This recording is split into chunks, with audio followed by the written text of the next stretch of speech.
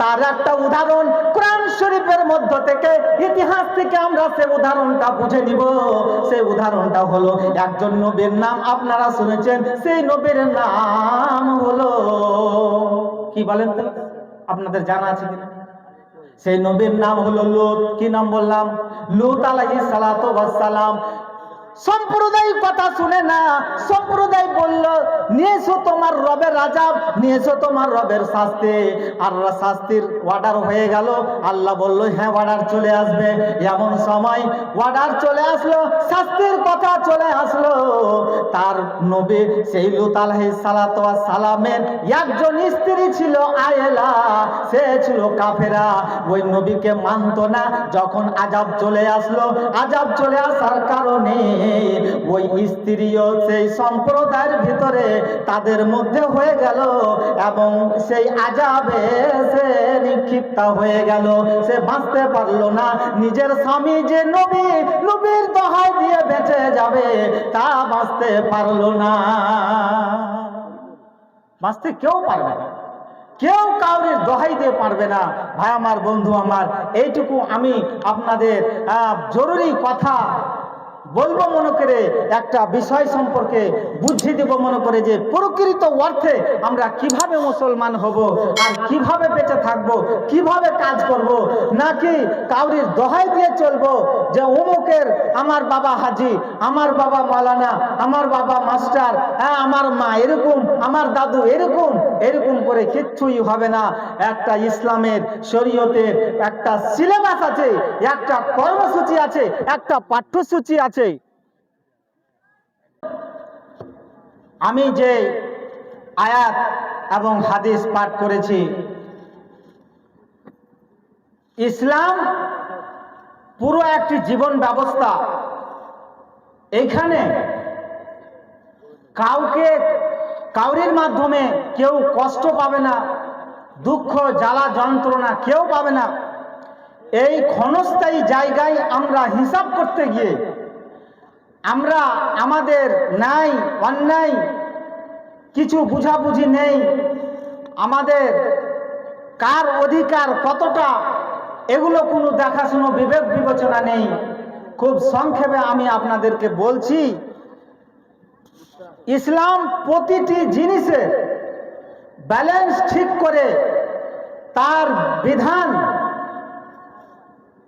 তার নিয়ম কানুন লিপিবদ্ধ করে দিয়েছে এই কোরআন এবং হাদিসে। ভাই আমার, ইসলামকে জানতে হলে, ইসলামের আইন কানুন জানতে হলে আমাদের এই কোরআন এবং হাদিসকে রিসার্চ করতে হবে। বিশেষ করে আমাদের একটু আগে বললাম যে দুটো জিনিস আমাদের সৃষ্টি করেছেন, একটা নেগেটিভ, একটা পজিটিভ। সামগ্রিকভাবে অনেক জিনিস সৃষ্টি করেছেন, তার মধ্যে দুই ধরনের জিনিস করছেন, আমির গরিব, ছোট বড়, কালো সাদা, এই করে করে দুই ধরনের জিনিস। এই যে আপনার চলছে লাইট, এই যে কথা হচ্ছে, এখানেও দুই ধরনের জিনিস আছে, একটা নেগেটিভ, একটা পজিটিভ। বাড়িতে আপনার ফ্যান চলছে, লাইট চলছে, একটা নেগেটিভ, একটা পজিটিভ। ভাই আমার, দুই ধরনের দৃষ্টি সৃষ্টি করেছেন। কেন? আল্লাহর সেপ্তসোনা গুণকীর্তন এবং একজন আর একজনের কদর, গুরুত্ব, মাহাত্ম্য বুঝবার জন্য। ভাই আমার, বন্ধু আমার থানা আমার চাঁচল পড়ে, তো 5 জন স্বামী স্ত্রীর ভিতরে 5 জন মেয়ে, মাঝে মধ্যে ঝগড়া। কি ঝগড়া জানেন?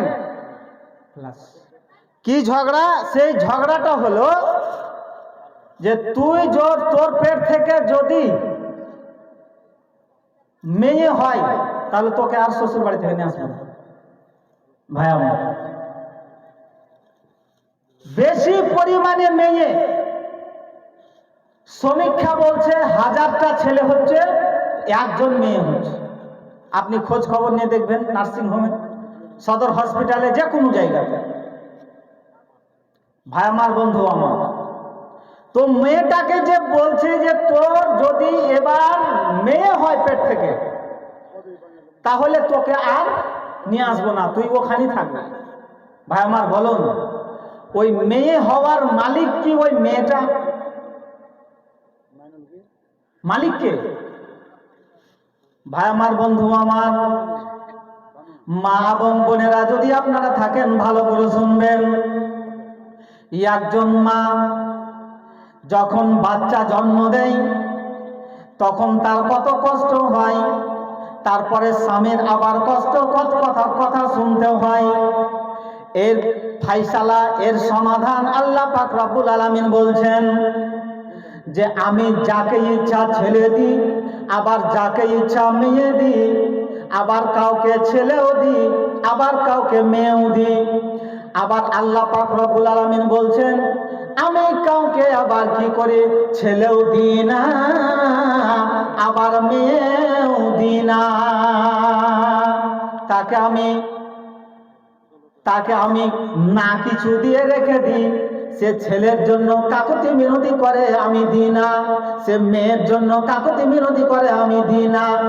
আমার বন্ধু আমার, একজন মেয়ে যখন পৃথিবীতে আসলো, সেই মেয়েটা এমন ভাবে আল্লাহর রাসূল বললেন যে আল্লাহর রাসূল ওয়াজ করতে করতে বললেন যার 3টি মেয়ে হলো, সে লালন পালন করলো, শিক্ষা দীক্ষা দিল, সেই ব্যক্তির জন্য আল্লাহর নবী বললেন সে ব্যক্তি যাবে জান্নাতে।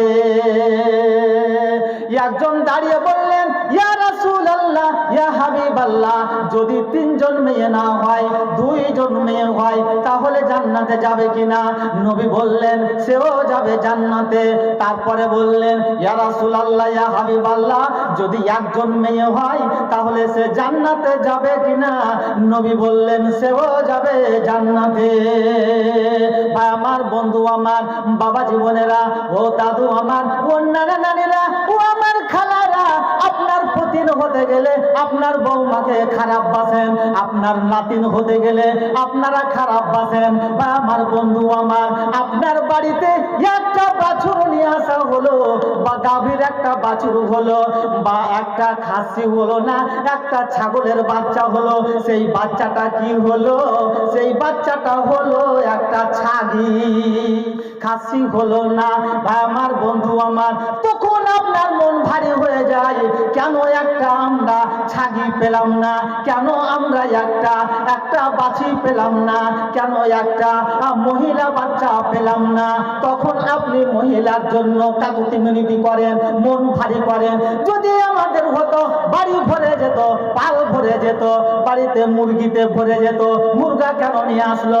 কিন্তু মানুষের যখন মেয়ে হয়ে যায়, মানুষের যখন বেটি হয়ে যায়, বৌমার যখন বেটি হয়ে যায়, যখন নাতিন হয়ে যায়, পতিন হয়ে যায়, তখন দাদু দাদির মন খারাপ হয়ে যায়। 5টার জায়গাতে 6টা যখন বেটি হয়ে যায়, তখন ওই বাবার মন ভারী হয়ে যায়, পাড়া প্রতিবেশীর মন ভারী হয়ে যায়, গ্রামবাসীর মন ভারী হয়ে যায়। কেন হয়?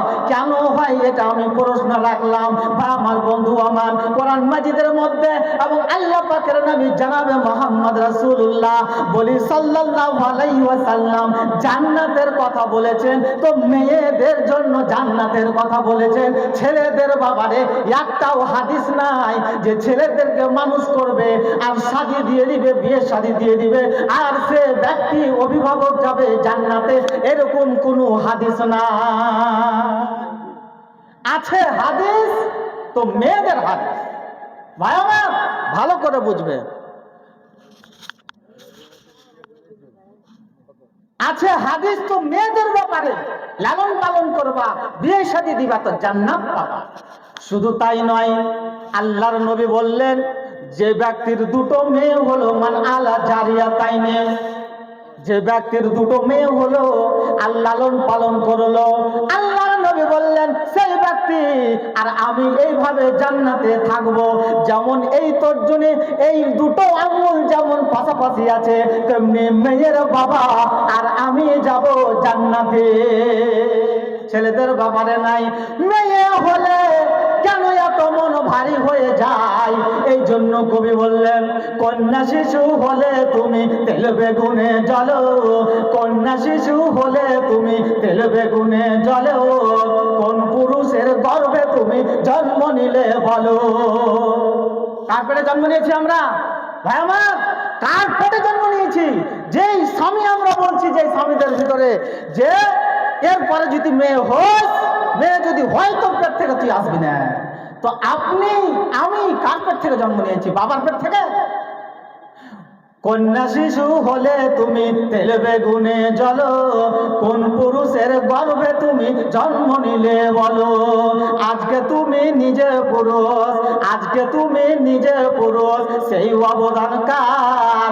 মায়ের পেটে জন্ম নিয়ে ধরছো মায়ের ঘর। আজকে মায়ের পেটে জন্ম নিয়ে, মেয়েদের পেটে জন্ম নিয়ে নারীদের আমি ঘাড় ধরছি, নারীদের কষ্ট দিচ্ছি, নারীদেরকে মেয়ে জন্মাবার জন্য আমরা কষ্ট দিচ্ছি, জ্বালা যন্ত্রণা করছি। শুধু তাই নয় ভাই আমার, বন্ধু আমার, এই ব্যাপারে নিজের মেয়ে নিজের বেটি যদি লালন পালন করি যাব জান্নাতে, সরাসরি জান্নাতের কথা। একটা আর একটা হাদিস আপনাদের সামনে বলি। হযরত আয়েশা রাদিয়াল্লাহু তাআলা আনহার বাড়িতে একজন মহিলা মিসকিন গেলেন, যাওয়ার পরে কিছু চাইলেন, তিনি খুঁজলেন বাড়িতে কিছু নাই, কিন্তু শুধুমাত্র একটা খাজুর পেলেন। সেই খাজুর সেই মহিলাটাকে দিয়ে দিলেন। মহিলার সাথে দুইজন মেয়ে ছিল, তারই দুজন মেয়ে ছিল। সেই মেয়ে দুটোকে ওই খেজুরটা ভেঙে দিল, ভেঙে অর্ধেক করে এক মেয়েকে দিল, আর অর্ধেক করে আর এক মেয়েকে দিল। নবী বাড়িতে আসলেন, আর আসার পরে আয়েশা রাদিয়াল্লাহু আনহা পুরো ঘটনাটা নবীকে শোনালেন। শোনার পরে নবী বলছেন, ওই যে মহিলা, যেই মহিলা খেজুরটাকে ভেঙে দিল, দুই ভাগে বিভক্ত করে দিল, আর দুইজনকে খাইয়ে দিল, ওই মহিলা যাবে জান্নাতে। এখানেও গেল জান্নাতে। ভাই আমার, তো এই হলো বিশেষ করে মেয়েদের ইসলামে পরিপূর্ণভাবে অধিকার দিয়েছে। এবার একটা কথা আপনাদের বলি, সেটা হচ্ছে যে আমরা এর পিছনে প্রেক্ষাপট বা ভূমিকা কি আছে, এর আগের কথাটা বা আগের ভূমিকা ছিল যে বিশেষ করে মেয়েদেরকে কোনো স্থান ছিল না নবীর আসার পূর্বে। ও আইয়ামে জাহেলিয়াতের যুগে, অজ্ঞতার যুগে নবী যখন আসেননি, এমনকি ইউরোপে, আমেরিকাতে, ব্রিটেনে মেয়েদেরকে ওখানে ভোগ বিলাসের একটা পাত্রী হিসাবে গ্রহণ করত।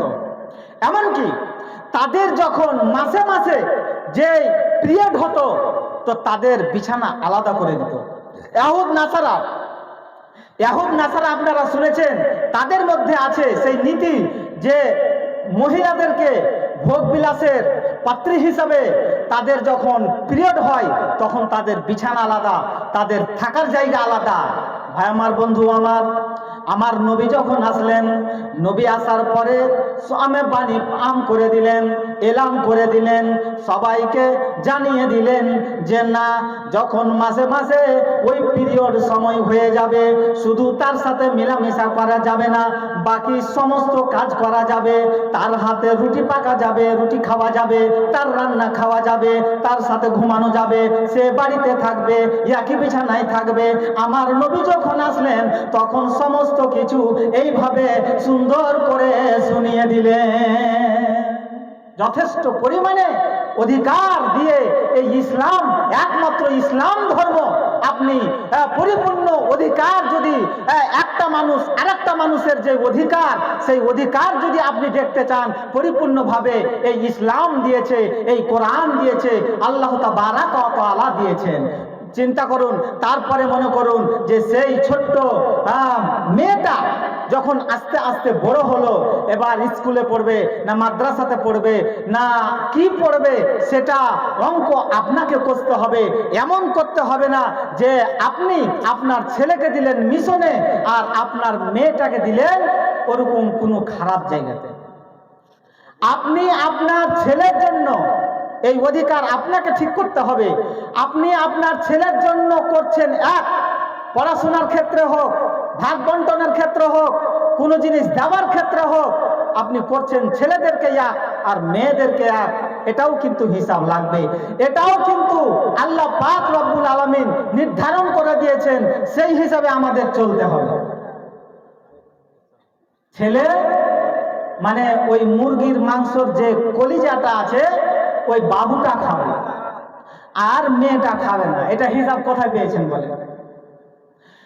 আমার ছেলেকে ওই ভালো জায়গাতে পড়তে দিব, আর মেয়েটাকে ওই ভালো জায়গাতে পড়তে দিব না, এই হিসাবটা কোথায় পেয়েছেন? ভাই আমার, বন্ধু আমার, ইনসাফ বিচার আপনার ছেলের সাথে যেমন তেমনি ভাবে মেয়ের সাথে তেমন। আস্তে আস্তে আস্তে আস্তে ধরুন যে বিয়ে শাদী হবে। এবার বিয়ে শাদীর ক্ষেত্রে একটা কথা মনে রাখবেন, মেয়ের বাবা হয়েছেন বলে ছেলে খুঁজতে পারেন কি পারেন না বলেন?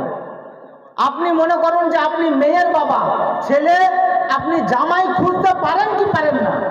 ভাই আমার, বন্ধু আমার, যেমন একজন ছেলের বাবা বৌমা খুঁজতে বেরিয়ে যায় রাস্তায় রাস্তায়, এলাকাতে এলাকাতে, তেমনি ভাবে মেয়ের বাবাও সে নিজের মেয়ের জন্য, মেয়ের সাথে বিবাহ দেওয়ার জন্য সে নিজের জামাই পছন্দ মতো খুঁজতে পারে। আমার বন্ধু আমার, একটু ইতিহাসটা আবার আপনাদের সামনে আমি রিভাইজ করছি।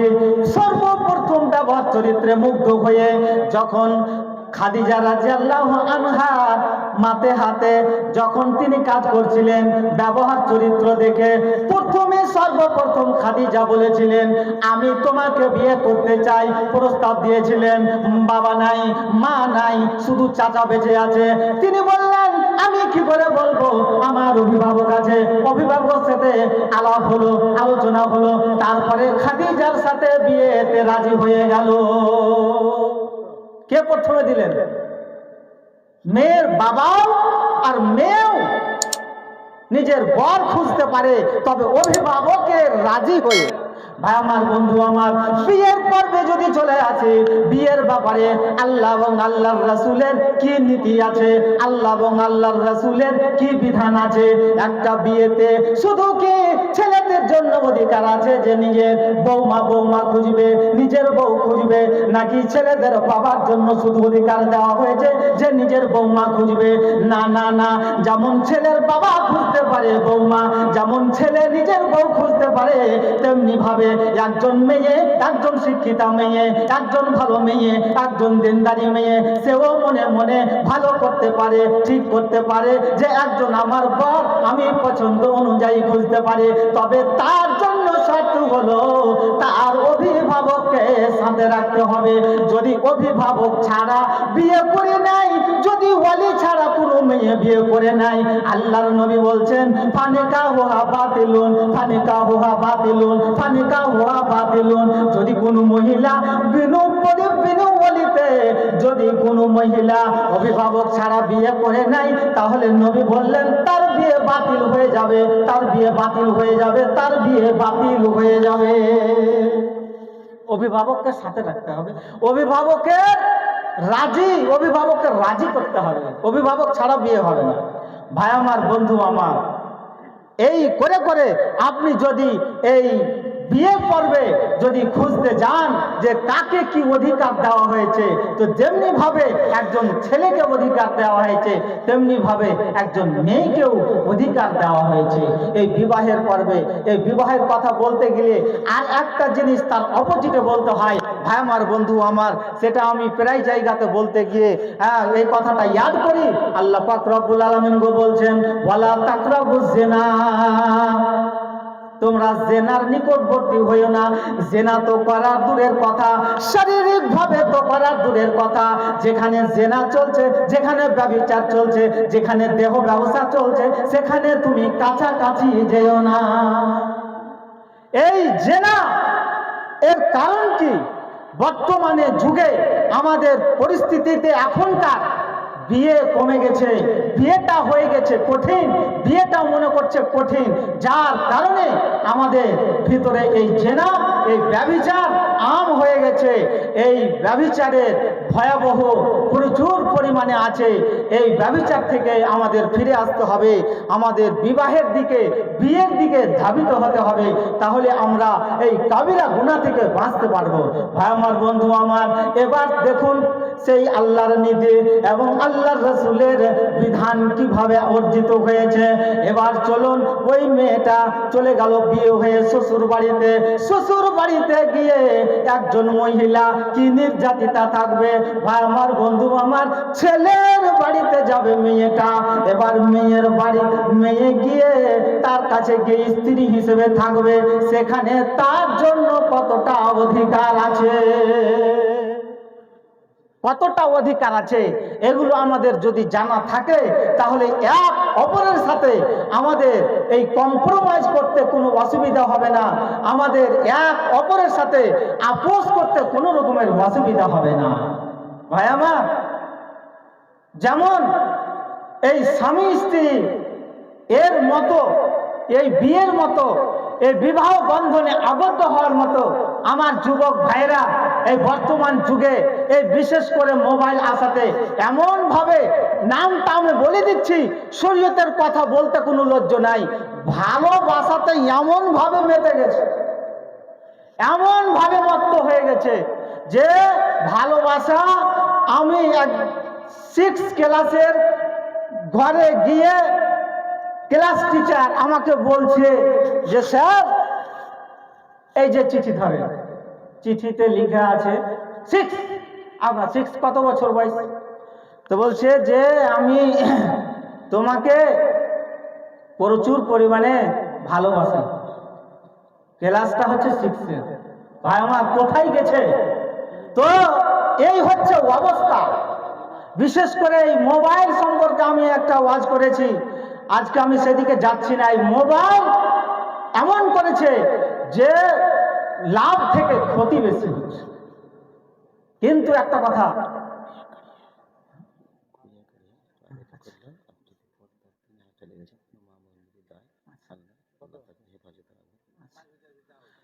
তো যাই হোক, বলছিলাম যে ওভাবে লিখেছে এই মোবাইল যা কিছু দুনিয়াতে আছে সবই কিছু হালাল, আবার সবই কিছু হারাম। হালাল পথে যদি ব্যবহার করেন মোবাইল হালাল, আর হারাম পথে যদি ব্যবহার করেন হারাম। টিভি যদি হালাল পথে ব্যবহার করেন হালাল, টিভি যদি হারাম পথে ব্যবহার করেন তো হারাম। ব্যবহারের উপরে সবকিছু।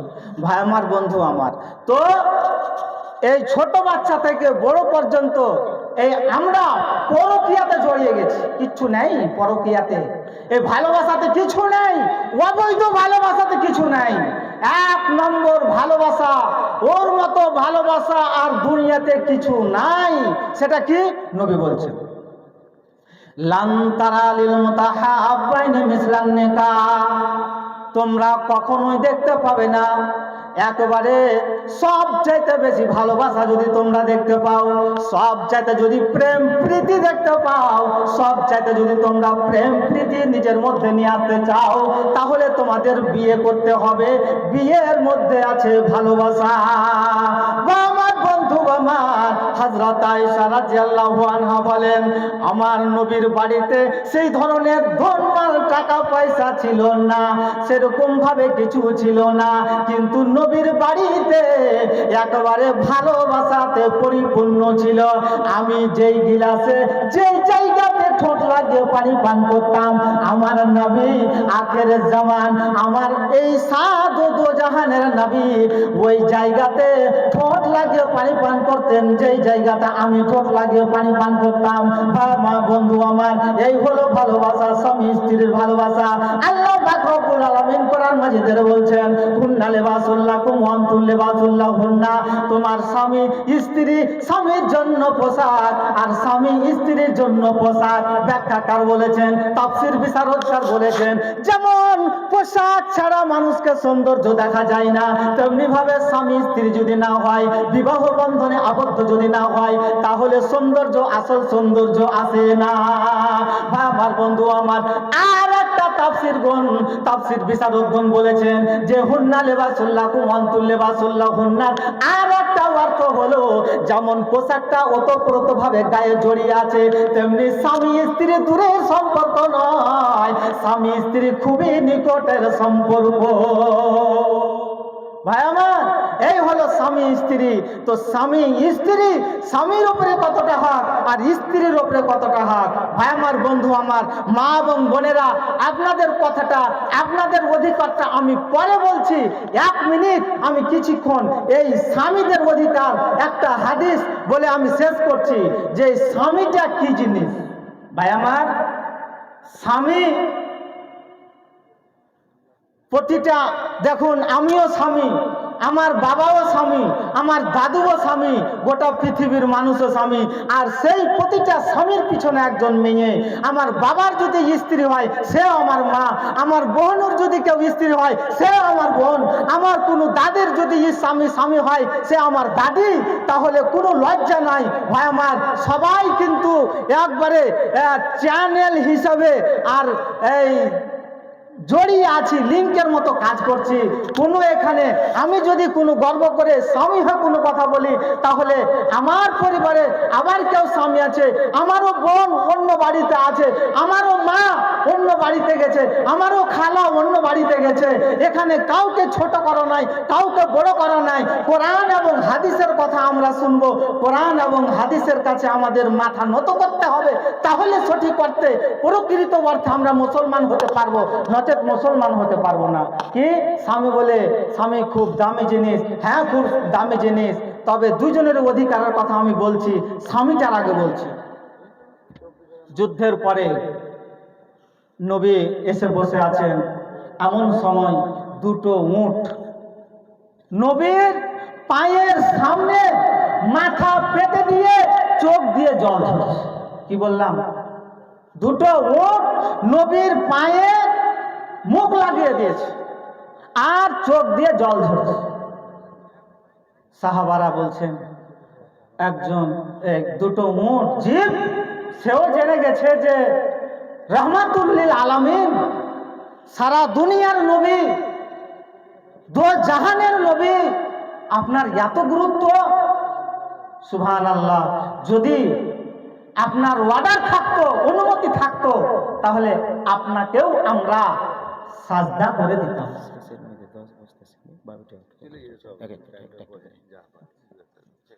তো বলছিলাম যে সময় ঘনিয়ে আসছে, চোখের ঘুম আছে, সবাই আমরা চলে যাব, সংক্ষেপে বলে চলে যাচ্ছি। তো বলছে আল্লাহর নবী বলছে যে না, যদি কোনো মানুষকে সাজদা করার অর্ডার অনুমতি থাকতো, তাহলে পৃথিবীর প্রতিটি স্ত্রীকে নিজের নিজের স্বামীকে সাজদা করার হুকুম দেওয়া হতো। স্বামী কি জিনিস? ভাই আমার, বন্ধু আমার, একজন সাহাবী বললেন, হে আল্লাহর রাসূল, আমাদের স্ত্রীর অধিকার আমাদের উপরে কি আছে? নবী বললেন, যখন তুমি খাবে তখন তোমার স্ত্রীকে খাওয়াবে, যখন তুমি পড়বে তখন তোমার স্ত্রীদের পড়াবে। অর্থাৎ তুমি সদা সর্বদা তোমার স্ত্রীর ভরপুরক্ষেপ রাখতে হবে, খেয়াল রাখতে হবে, কখন কাপড় লাগবে, কখন খরচ লাগবে, কখন তেল লাগবে, কখন সাবান লাগবে, কখন শ্যাম্পু লাগবে, সব সময় তোমাকে তোমার আয়ত্তে আছে, তোমার মাথে হাতে আছে, তোমার অধীনে আছে, তোমাকে খেয়াল করতে হবে। আল্লাহর নবী বললেন, ওয়ালা তাদরিবিল ওয়াজহা, যদি স্ত্রীকে মারতে হয়, যদি আদবের মার মারো, তাহলে তাকে মুখে মারিও না, মুখটা হলো সৌন্দর্যের জন্য। আমরা কি করি? দিয়ে দিলাম পটাম করে গালে চড়। না ভাই, হ্যাঁ মারা যাবে না, মুখে মারা যাবে না, অন্য জায়গায় মারতে হবে। ভাই আমার, এই হচ্ছে সময় কিন্তু লাগতো 2 ঘন্টা, যে বিষয়বস্তু এক অপরের সাথে কোনটা মানুষের কি অধিকার, ছেলের উপরে কি অধিকার, মেয়ের উপরে কি অধিকার, বাবার উপরে কি অধিকার।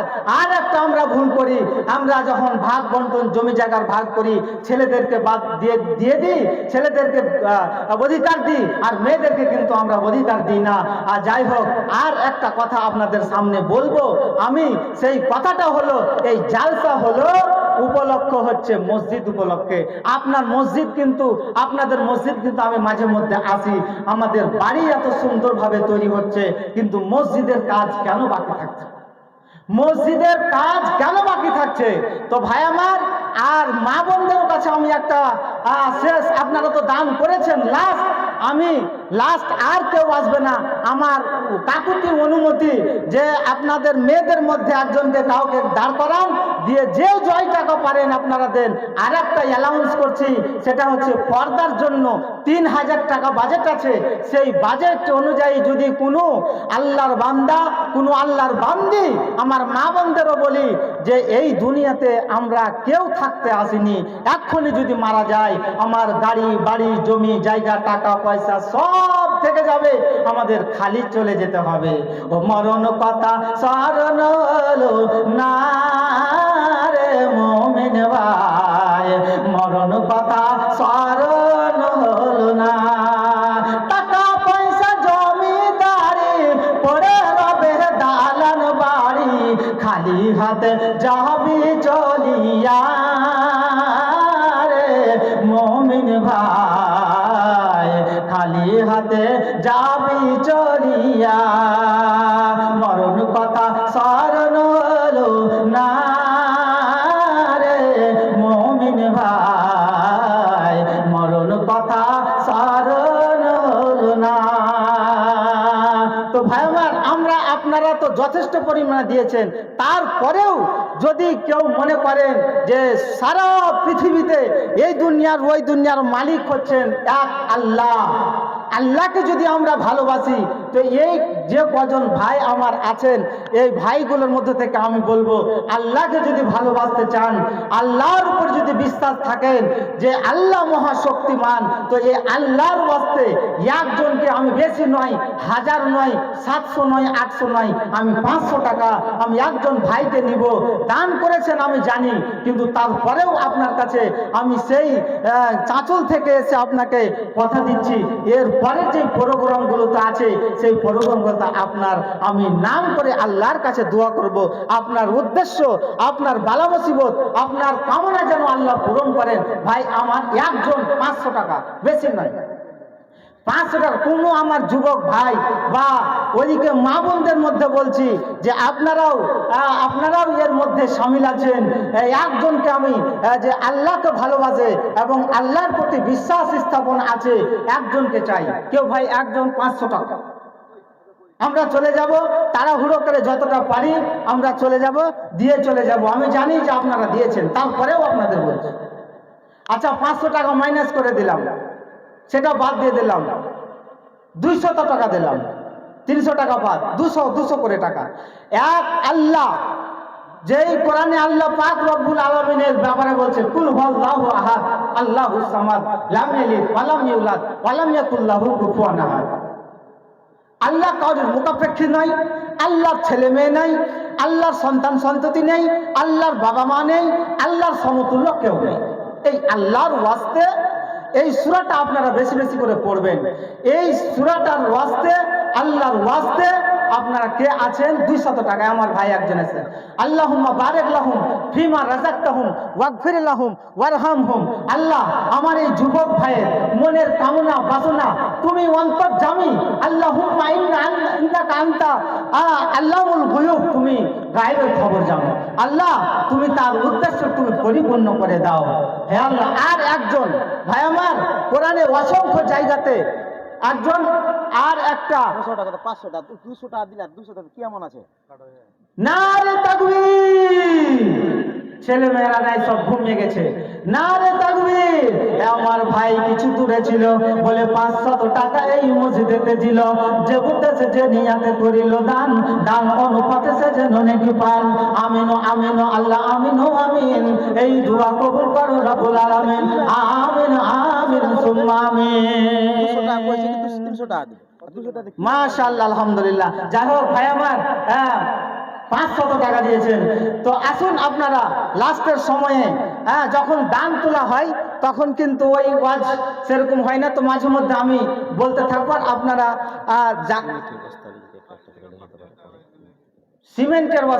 সিমেন্টের বস্তা কিন্তু আপনাদের মসজিদে, এই যে দেখুন মসজিদের দান নিখুঁত দান। আর একটা দান, যে আর একটা কথা, যে আপনার মসজিদ, আপনাদের মসজিদ আপনারাই করতে হবে। আপনি কেন বাইরে থেকে সুযোগ দিবেন? যদিও পার্শ্ববর্তী গ্রাম সুযোগ পায় সেটা আলাদা কথা, কিন্তু প্রথমত আপনাদেরকে ভাবতে হবে যে আমাদের মসজিদ আমরা করব। ভাই আমার, তাই বলছি সিমেন্টের বস্তা সিমেন্টের ব্যাগ কিন্তু হয়নি। তো যাই হোক, আমি ওই 500 টাকা আর 200 টাকা বাদ দিয়ে দিলাম। সিমেন্টের বস্তা আসুন তো আল্লাহর ওয়াস্তে। ভাই আমার, ওই 2011-তে ইউপিতে লখনউ থেকে যে ফারাগাত হলাম, পড়াশোনা কমপ্লিট করে আসলাম, এসে একটা প্রিন্সিপাল কথা বললেন, जो तुम खर्च कर रहे हो वो तुम्हारे लिए है और जो तुम जमा करके रखते हो वो दूसरों के लिए है। যেটা তুমি জমা করে রাখছো, যেটা তুমি ব্যাংক ব্যালেন্স করে রাখছো, ওটা তোমার জন্য নয়, সেটা অন্যের জন্য। আর যেটা তুমি খরচ করছো সেটা তোমার জন্য। যেটা আপনি খরচ করে দিলেন, মসজিদে দিলেন, মাদ্রাসাতে দিলেন, সেটা আপনার কাজে দিবে।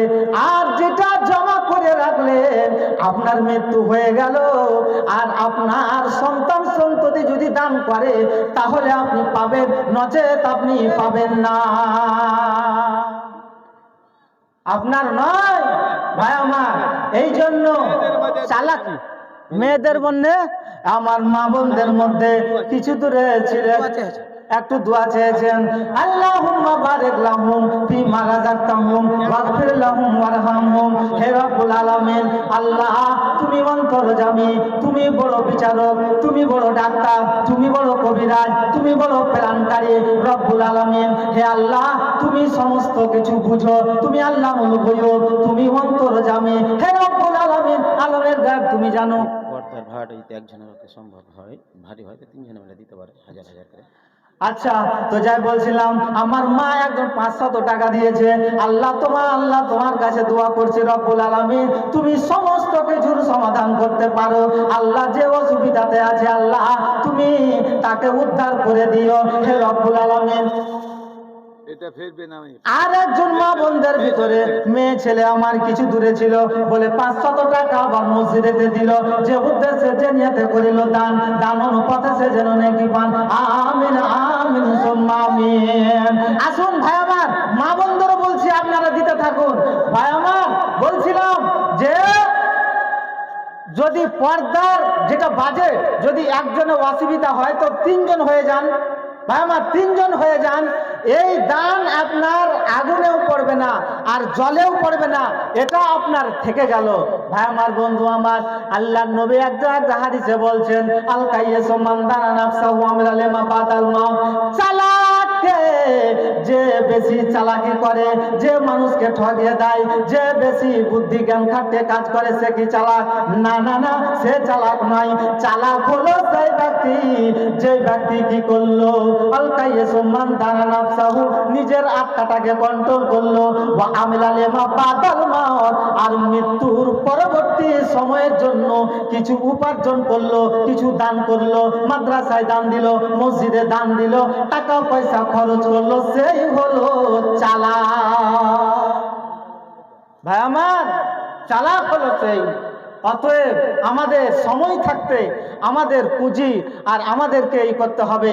ওই যে আমার কয়েকজন ভাই গোল মিটিং করছে, আপনাদেরও বলছি, পিছনে আছেন কয়েকজন, এই পর্দার ভাড়াটা, পর্দা মসজিদ দেখুন এত সুন্দর, সন্ধ্যা থেকে এই মাইক চলছে, এই যে ক্যামেরা চলছে, আপনি অক্ষরে মিনিটে মিনিটে সেকেন্ডে সেকেন্ডে আপনার নেকি ধরা আছে। ভাই আমার, সবই জিনিস এই ডিজিটাল ওয়ার্ল্ড হলেও, ডিজিটাল ইন্ডিয়া হলেও আপনি সবই জিনিসের ফলাফল পাবেন না। নেকির ফলাফল আপনি কিয়ামতের দিন পাবেন, অবশ্যই পাবেন। আল্লাহ পাক রব্বুল আলামিন কোনো বান্দার প্রতি জুলুম করবেন না। আপনি যা খরচ করবেন তাও অবশ্যই দেখতে পাবেন।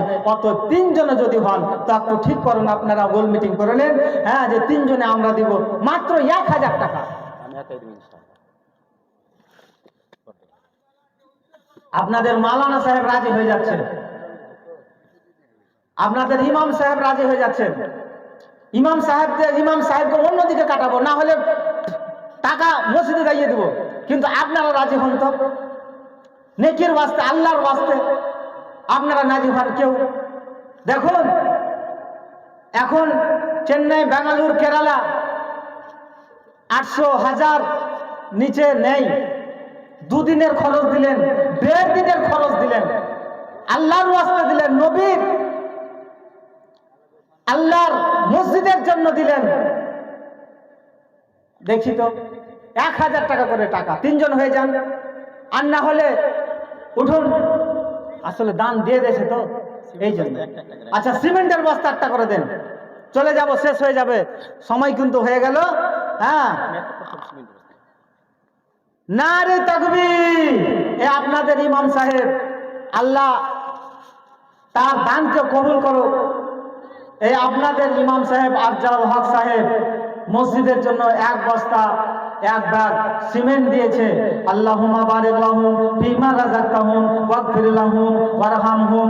আল্লাহ তার জীবনকে তুমি ভালো করে দাও, হে রব্বুল আলামিন তার অসুখ বিসুখ তুমি ভালো করে দাও।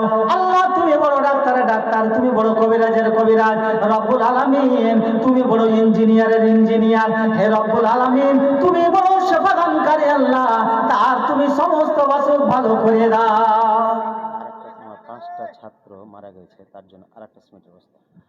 5টা ছাত্র মারা গেছে, ছাত্রছাত্রী কিভাবে বিস্তারিত হোক। যাই হোক 5টা ছাত্র ছাত্রী মারা গেছে, যাই হোক দুঃখ বেদনা জ্বালা যন্ত্রণা মায়া মহব্বত আছে এখানকারই।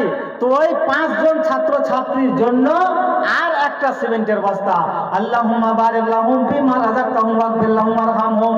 হে রব্বুল আলামিন সারা পৃথিবীর খবর পাওয়া যায়, আমেরিকা থেকে খবর পাওয়া যায়, আমেরিকা থেকে খবর পাওয়া যায়, জাপান থেকে খবর পাওয়া যায়।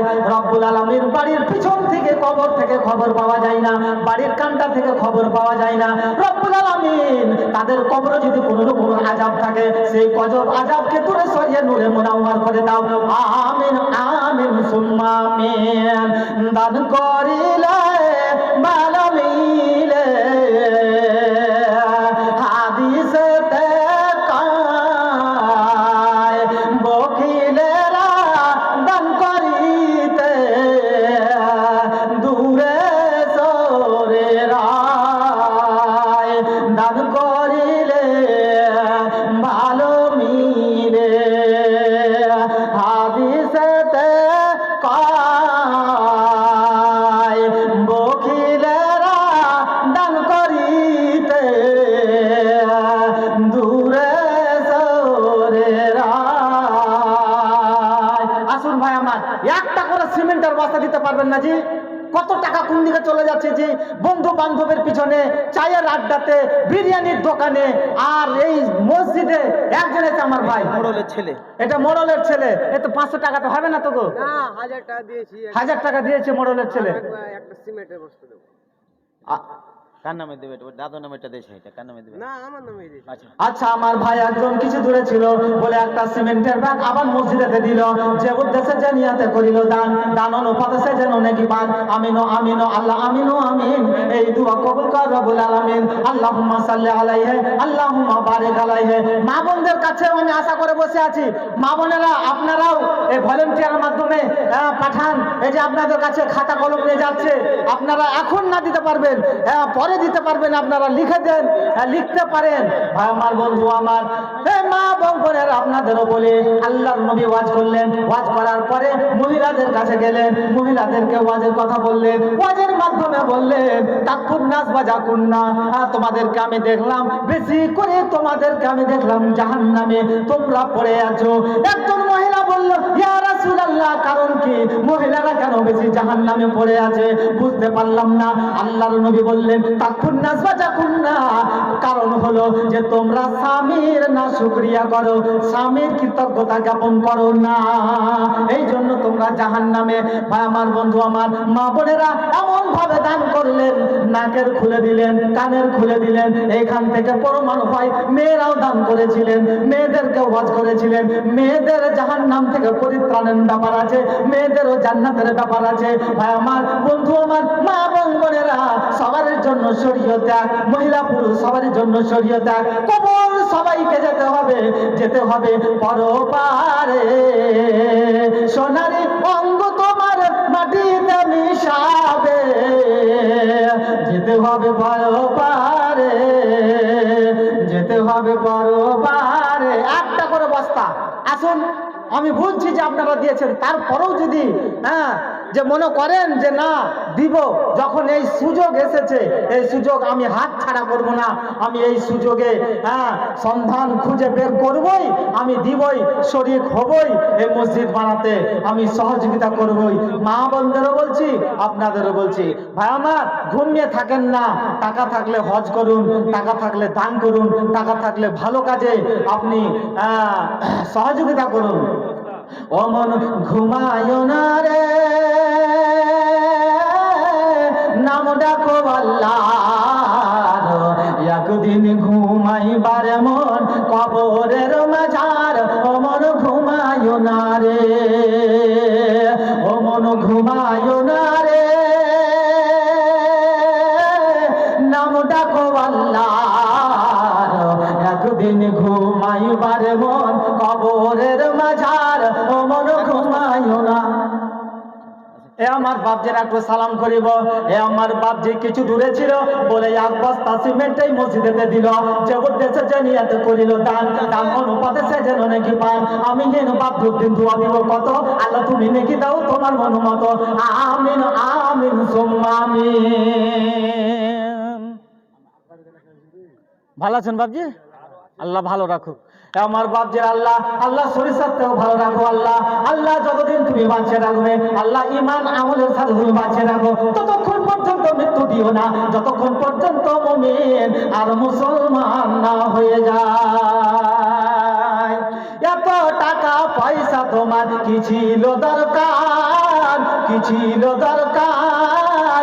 সুযোগ হলে যাইও একবার, সুযোগ হলে যাইও একবার ওই আল্লাহর ঘর। ও মন ঘুমায় না রে, ও মন ঘুমায় না রে, নাম ডাকো আল্লাহর, একদিন ঘুমাইবার মন কবরের মাঝার। ও মন ঘুমায় না রে। মানুষ আমরা যে ঘুমিয়ে আছি, আসলে তো ঘুমিয়ে নেই। এই ঘুম এমনই ঘুম যে কেউ ডাকলে শুনি না। প্রকৃত অর্থে যদি একজন মানুষ ঘুমায় আর আপনি যদি দরজার কাছ থেকে ডাক দেন, তাহলে ও একবার দুইবার তিনবারের বেলায় ও জাগ্রত হবে, হবে কি হবে না? হবে। আর যদি আপনি ঘুমিয়ে আছেন, চোখটা বন্ধ করে আছে, আর আপনার বাবা আপনাকে ডাক মারছে, এই জামিরুল নামাজ পড়বি না তুই, উঠ, তো ঘুমায়নি, কিন্তু 1000 বার ডাক দিলেও ও সাড়া দিবে না। ভাই আমার আসুন, এ আমার ভাই কিছু দূরে ছিল, দুটা করেন, দুটা শুনে কথা, দুটা করেন। মারা গেছে, মাও মারা গেছে, মাও মারা গেছে, দুটা করেন। মুসাওটা নারে তাকবীর, আল্লাহু আকবার। আমার ভাই, এ আমার ভাই কিছু দূরে ছিল বলে, এ আমার ভাই কিছু দূরে ছিল, আমার কাকা আর বাবা না দোয়া করে। আচ্ছা আমার ভাই কিছু দূরে ছিল বলে মসজিদে এক বস্তা সিমেন্ট দিয়ে গেল, যে উদ্দেশ্যে যে নিয়ত করিল দান, দান অনুপাতে সে যেন নেকি পান। আমিন আমিন আল্লাহ আমিন আমিন, এই দোয়া কবুল কর রব্বুল আলামিন। আমিন আমিন সুম্মা আমিন। বাড়ির পাশে পুকুর পাড়ে বাঁধবে বাঁশের ঘর, বাঁধবে বাঁশের ঘর, থাকবে না তোর বন্ধু বান্ধব, থাকবে না তোর বন্ধু বান্ধব, কে নিবে খবর? ও মন ঘুমায় না রে, ও মন ঘুমায় না রে, নাম ডাকো আল্লাহর, একদিন ঘুমাইবার মন কবরের মাঝার। ও মন ঘুমায় না রে, একদিন ঘুমাইবার মন কবরের মাঝার। ও মন ঘুমায় না রে।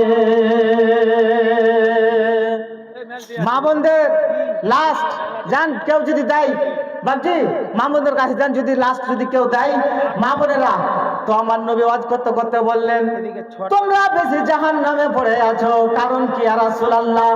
নবী বললেন, সিমেন্ট হয়েছে, 5টা করলে ছুটি যাবে। 5টা সিমেন্ট হয়েছে। ভাই আমার, 10টা আশরায়ে মুবাশশারা কয়জন বলেন তো? আশরায়ে মুবাশশারা জান্নাতের সুসংবাদ নবী দিয়ে দিয়েছিলেন, তো 5 জনের হয়ে গেছে, এবার আর 5 জন আছে, 10 জন আশরায়ে মুবাশশারা জান্নাতের সুসংবাদ পেয়ে গেছিলেন এমন ব্যক্তি। চাবি কার নিয়ে যাবেন? তো বলছিলাম যে 5টা সিমেন্টের বস্তা হয়েছে, আপনারা যদি আর 5টা দিতেন তাহলে সেই আশ্রয় মুবাশশারাদের সাথে যেন আল্লাহ আমাদের স্থান দেন, সেই আশা আকাঙ্ক্ষা আমরা রাখবো। ভাই আমার 5 জন হয়েছে, আর 5 জন আসুন।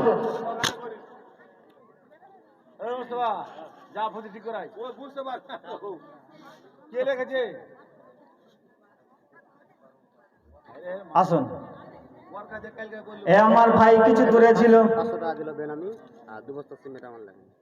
আচ্ছা বাবজি, এ ভাইয়ের 2 বস্তা সিমেন্ট, 1 বস্তা চেয়েছিলাম, 2 বস্তা। যাই হোক আস্তে আস্তে আসছে ভাই আমার, আপনারা আস্তে আস্তে আসুন, ধীরে ধীরে আসুন। যাই হোক 16 চলছি।